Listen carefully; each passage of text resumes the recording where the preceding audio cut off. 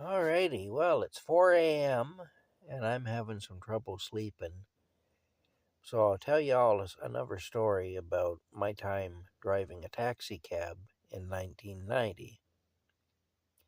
Um, yeah, I'll tell you this story anyway. It's quite a story, but it's kind of comical in a way, but not all my taxi cab driving stories are comical. Some of them are downright frightening, but this one actually is kind of comical in a way.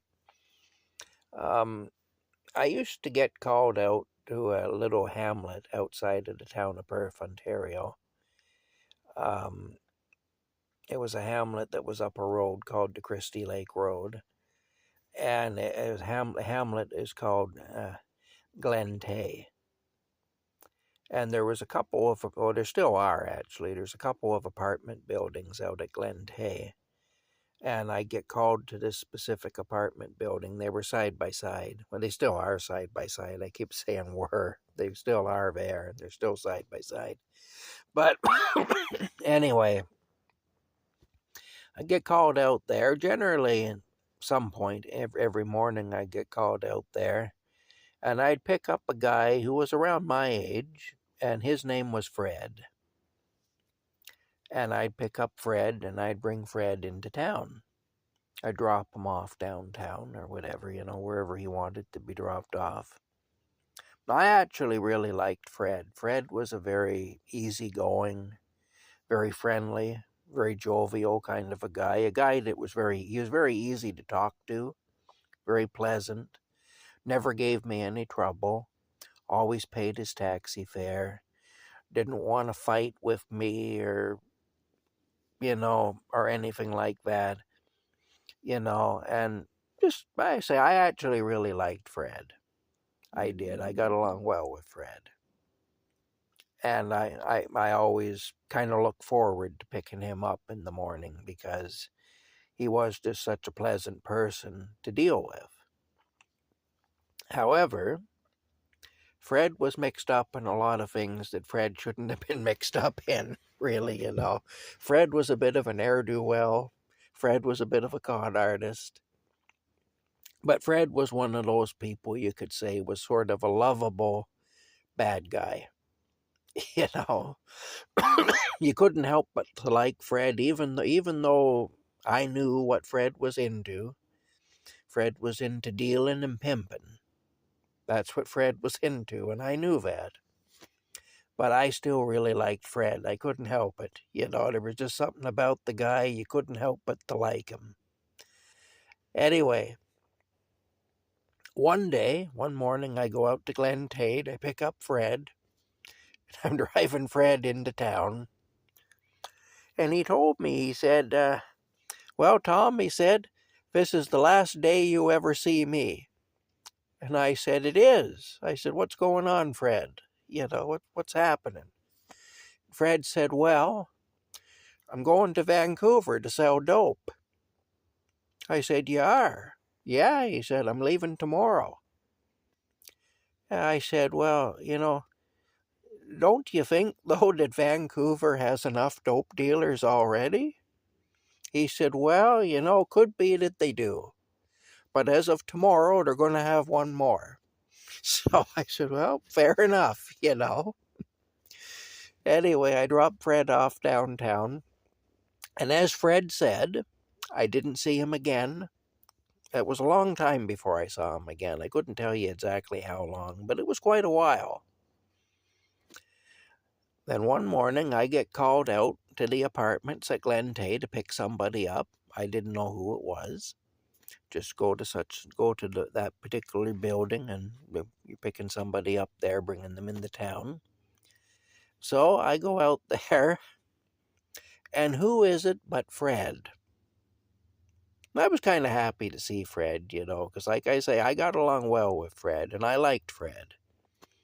I knew Fred was a crook, but I liked Fred. I couldn't help it.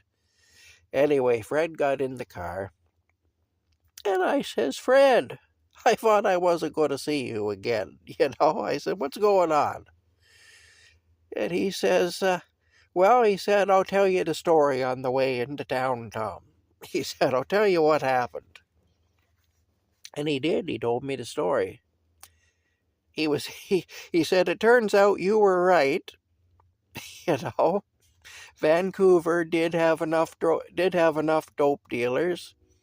In fact, the dope dealers in Vancouver, they would strongly agree with what you said about them having enough dope dealers. And I'll tell you the story.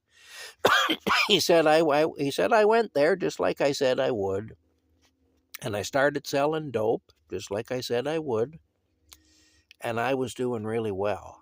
He said I had a beautiful apartment. I had a car.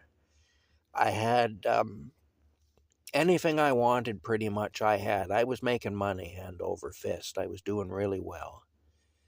And he said, you should have saw my apartment, Tom. It was amazing, you know, and the furniture I had. And, you know, if I wanted something, I just bought it because I was making money. Like, I was making a lot of money. And then he said, one day, there's a knock at the door. I open the door. There's two rather large men standing there, guys that you just knew you don't fool around with. And they came into the apartment. I didn't invite them in, but they came in. And he said, what they said to me was very short and sweet. They come right to the point.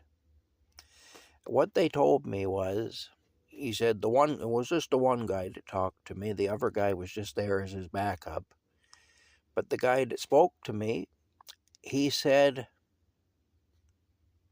if you are still here tomorrow, you will die tomorrow. That's all he said. And then the two of them went away.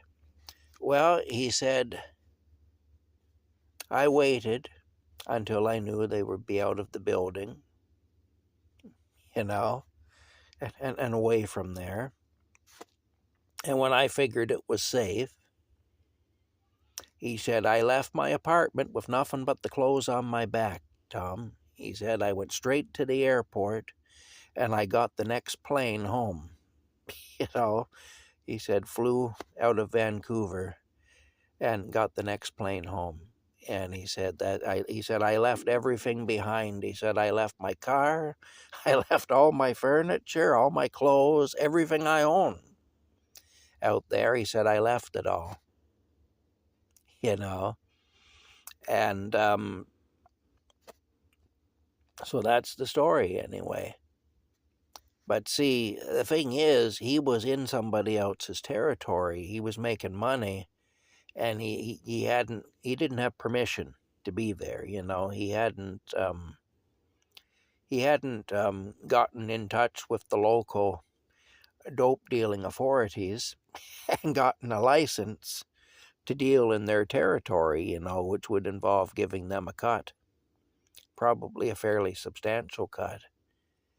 He wouldn't have had nearly as good a lifestyle up there in Vancouver if he'd done that.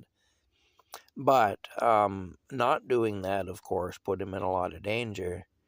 And he knew when those guys showed up at his door, he knew that was the end of it, you know. And he knew they were serious. If he had still been there the next day, they'd have taken him out, and he knew that. So he didn't even wait till the next day. He didn't even wait till the next hour.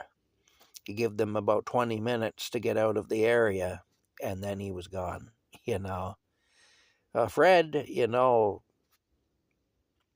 as you could argue that Fred was kind of dumb in some ways, but Fred wasn't totally dumb. Fred knew when it was time. You know, he knew when it was time to go, and he left anyway.